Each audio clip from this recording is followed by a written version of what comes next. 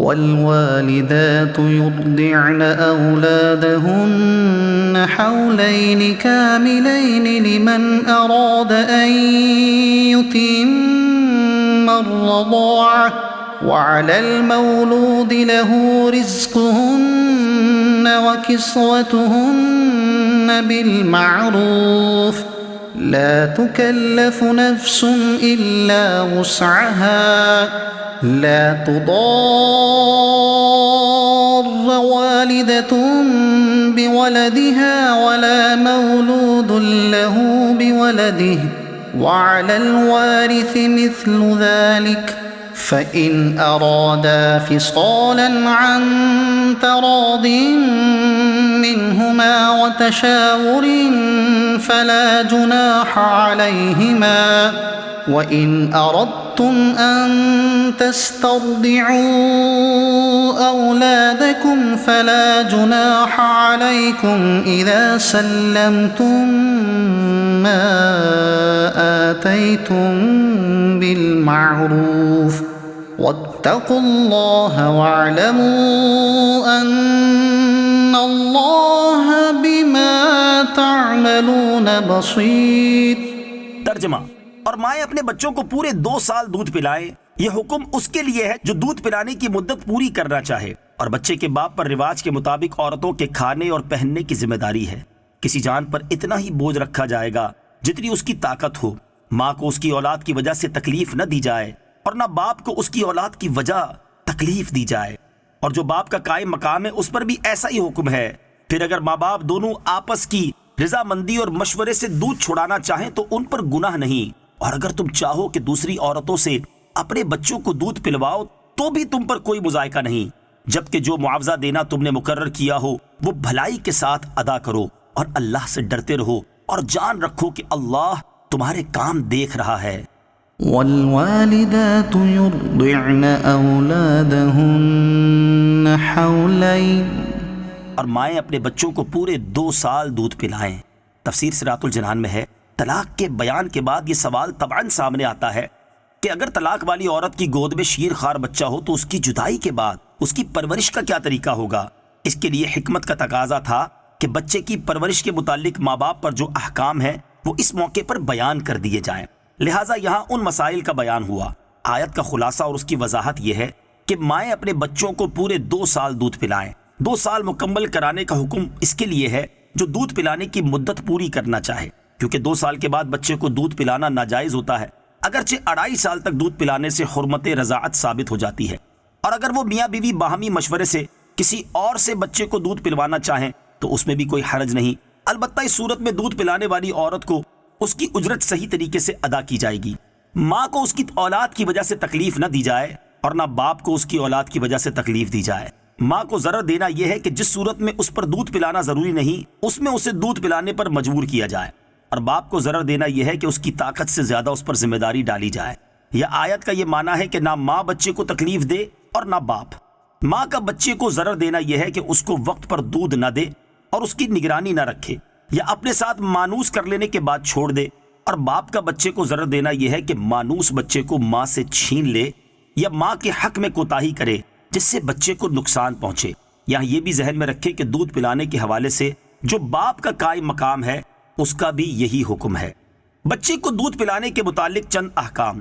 Number 1، ماں خواہ مطلقہ ہو یا نہ ہو اس پر اپنے بچے کو دودھ پلانا واجب ہے، بشرطے کہ باپ کو اجرت پر دودھ پلوانے کی قدرت نہ ہو یا کوئی دودھ پلانے والی میسر نہ آئے، یا بچہ ماں کے سوا اور کسی کا دودھ قبول نہ کرے۔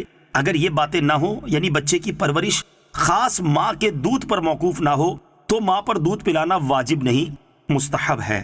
نمبر 2، دودھ پلانے میں 2 سال کی مدت کا پورا کرنا لازم نہیں۔ اگر بچے کو ضرورت نہ رہے اور دودھ چھڑانے میں اس کے لیے خطرہ نہ ہو تو اس سے کم مدت میں بھی چھڑانا جائز ہے۔ نمبر 3، بچے کی پرورش اور اس کو دودھ پلوانا باپ کے ذمہ واجب ہے، اس کے لیے وہ دودھ پلانے والی مقرر کرے، لیکن اگر ماں اپنی رغبت سے بچے کو دودھ پلائے تو مستحب ہے۔ نمبر 4، شوہر اپنی بیوی کو بچے کے دودھ پلانے کے لیے مجبور نہیں کر سکتا، اور نہ عورت شوہر سے بچے کے دودھ پلانے کی اجرت طلب کر سکتی ہے جب تک کہ اس کے نکاح یا عدت میں رہے۔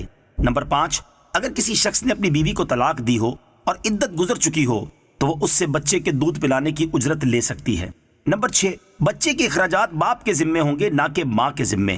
آیت سے یہ بھی معلوم ہوا کہ بچے کا نسب باپ کی طرف شمار کیا جاتا ہے، کیونکہ اللہ تعالیٰ نے مولود یعنی بچے کو لہو یعنی مذکر کی ضمیر کی طرف منسوب کر کے بیان فرمایا۔ لہٰذا اگر باپ سید ہو اور ماں غیر سید ہو تو بچہ سید ہے، اور اگر باپ غیر سید اور ماں سیدانی ہو تو بچہ غیر سید ہی شمار ہوگا۔ وَعَلَى الْوَارِثِ مِثْلُ ذَلِكَ، اور جو باپ کا قائم مقام ہے اس پر بھی ایسا ہی ہے، یعنی اگر باپ فوت ہو گیا ہو تو جو ذمہ داریاں باپ پر ہوتی ہیں وہ اب اس کے قائم مقام پر ہوں گی۔ والذين يتوفون منكم ويذرون أزواجا يتربصن بأنفسهن 4 أشهر وعشرا فإذا بلغن أجلهن فلا جناح عليكم فيما فعلن في أنفسهن بالمعروف واللہ بما تعملون خبیر۔ ترجمہ، اور تم میں سے جو مر جائیں اور بیویاں چھوڑیں تو وہ بیویاں 4 مہینے اور 10 دن اپنے آپ کو روکے رہیں، تو جب وہ اپنی اختتامی مدت کو پہنچ جائیں تو اے والیوں تم پر اس کام میں کوئی حرج نہیں جو عورتیں اپنے معاملے میں شریعت کے مطابق کر لیں، اور اللہ تمہارے کاموں سے خبردار ہے۔ والذین یتوفون منکم، اور تم میں سے جو مر جائیں۔ تفسیر صراط الجنان میں ہے، سورہ بقرہ آیت نمبر 229 کی تفسیر میں عورتوں کی عدتوں کا بیان گزر چکا ہے۔ یہاں آیت میں فوت شدہ آدمی کی بیوی کی عدت کا بیان ہے کہ فوت شدہ کی بیوی کی عدت 4 ماہ 10 دن ہے۔ یہ اس صورت میں ہے جب شوہر کا انتقال چاند کی پہلی تاریخ کو ہوا ہو، ورنہ عورت 130 دن پورے کرے گی۔ یہ بھی یاد رہے کہ یہ عدت غیر حاملہ کی ہے، اگر عورت کو حمل ہے تو اس کی عدت ہر صورت میں بچہ جننا ہی ہے۔ عدت کے 3 اہم مسائل۔ نمبر 1، شوہر کی وفات کی یا طلاق بائن کی عدت گزارنے والی دوران عدت نہ گھر سے باہر نکل سکتی اور نہ بناؤ سنگھار کر سکتی ہے، خواہ زیور سے کرے یا رنگین اور ریشمی کپڑوں سے یا خوشبو، تیل اور مہندی وغیرہ سے۔ اگر کوئی عورت عدت کی پابندیاں پوری نہ کرے تو جو اسے روکنے پر قادر ہے وہ اسے روکے، اگر نہیں روکے گا تو وہ بھی گناہگار ہوگا۔ نمبر 2، جو عورت طلاق رجعی کی عدت میں ہو اس کو زینت اور سنگھار کرنا مستحب ہے۔ نمبر 3، وفات کی عدت گزارنا بیوی پر مطلقاً لازم ہے، خواہ جوان ہو یا بوڑھی یا نابالغہ، یوں ہی عورت کی رخصتی ہوئی ہو یا نہ ہوئی ہو۔ مزید تفصیل کے لیے بہار شریعت حصہ 8 کا مطالعہ کریں۔ فلا جناح علیکم فیما فعلنا فی انفسہن بالمعروف، تو اے والیوں تم پر اس کام میں کوئی حرج نہیں جو عورتیں اپنے معاملے میں شریعت کے مطابق کر لیں۔ اس سے معلوم ہوا کہ عورتوں کو اپنے معاملات کا فیصلہ کرنے کا اختیار ہے اور وہ خود بھی اپنا نکاح کر سکتی ہیں، البتہ مشورے سے چلنا بہرحال بہتر ہے۔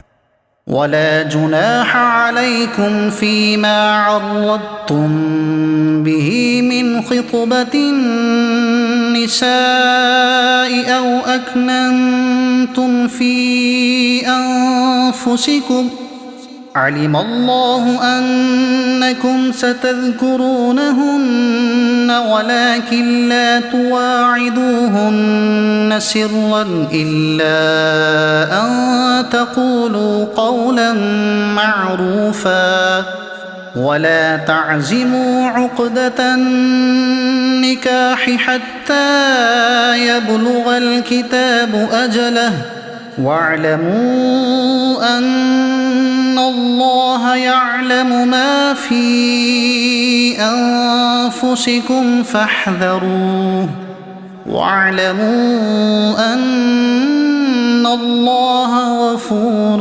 حليم۔ ترجمہ، اور تم پر اس بات میں کوئی گناہ نہیں جو اشارے کنائے سے تم عورتوں کو نکاح کا پیغام دو یا اپنے دل میں چھپا رکھو۔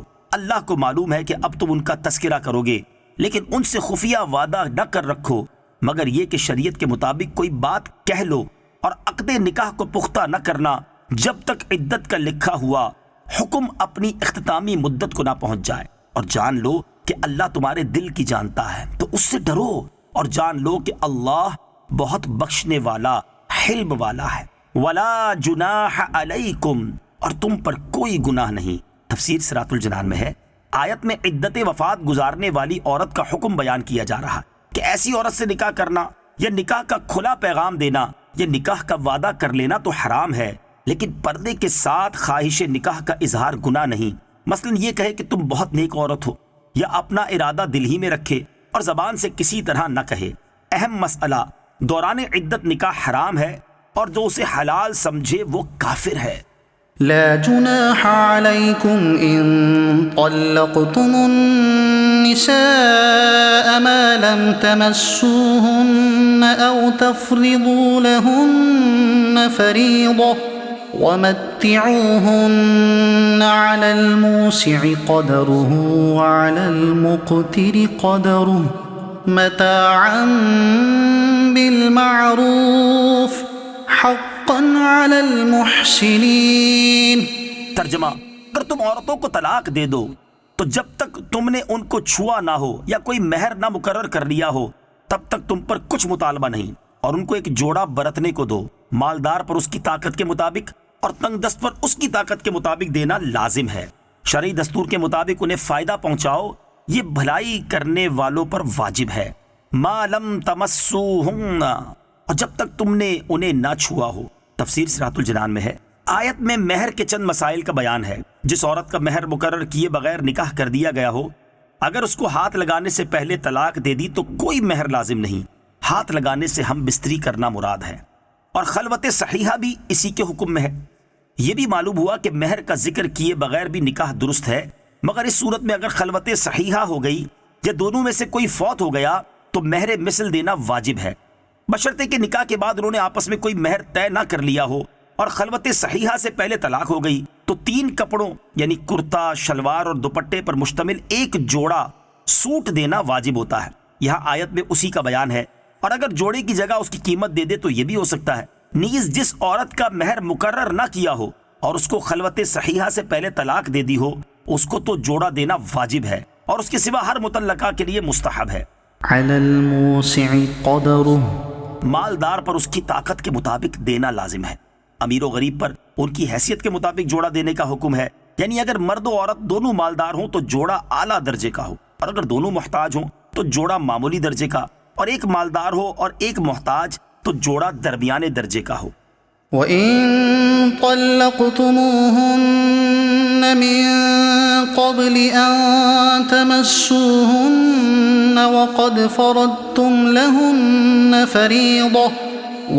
فَرَضْتُمْ لَهُنَّ فَرِيضَةً فَنِصْفُ مَا فَرَضْتُمْ إِلَّا أَن يَعْفُونَ أَوْ يَعْفُوَ الَّذِي بِيَدِهِ عُقْدَةُ النِّكَاحِ وَأَن تَعْفُوا أَقْرَبُ لِلتَّقْوَى وَلَا تَنسَوُا الْفَضْلَ بَيْنَكُمْ ان اللہ بما تعملون بصیر۔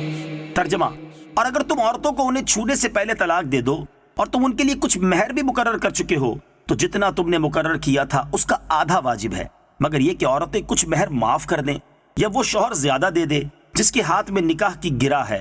اور اے مردوں، تمہارا زیادہ دینا پرہیزگاری کے زیادہ نزدیک ہے، اور آپس میں ایک دوسرے پر احسان کرنا نہ بھولو، بے شک اللہ تمہارے کام دیکھ رہا ہے۔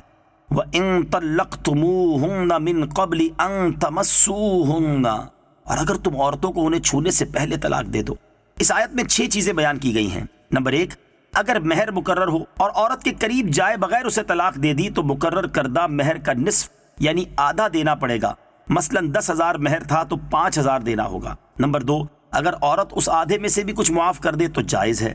نمبر 3، شوہر اپنی خوشی سے آدھے سے زیادہ دے دے تو بھی جائز ہے۔ نمبر 4، شوہر کا اپنی خوشی سے آدھے سے زیادہ دینا تقوی و پرہیزگاری کے زیادہ قریب ہے کہ بیوی کو طلاق دینے کے باوجود کوئی زیادتی کرنے کے بجائے احسان سے پیش آ رہا ہے۔ نمبر 5، اللہ تعالیٰ کا حکم ہے کہ اگرچہ میاں بیوی میں جدائی ہو رہی ہو تب بھی آپس میں احسان کرنا نہ بھولو، یعنی طلاق کے بعد آپس میں کینہ و عداوت نہ ہو، اسلامی اور قرابت کے حقوق کا لحاظ رکھا جائے، اس میں حسن سلوک و مکارم اخلاق کی ترغیب ہے۔